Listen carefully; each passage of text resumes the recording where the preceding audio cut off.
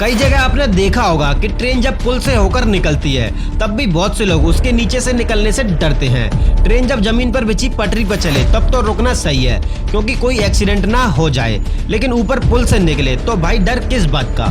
तो इसका एक सिंपल सा रीजन बताते हैं। ट्रेन के अंदर जो टॉयलेट बने होते हैं वो दो टाइप के होते हैं, एक बायो शौचालय, दूसरा हॉपर शौचालय। अब बायो टॉयलेट तो ठीक है क्योंकि इसमें एक टैंक होता है जो गंदगी को डिकम्पोज कर देता है, लेकिन पहले के टाइम टॉयलेट ऐसे हुआ करते थे कि आप कुछ भी करोगे वो सीधा पाइप से होता हुआ पटरी पर गिरता था।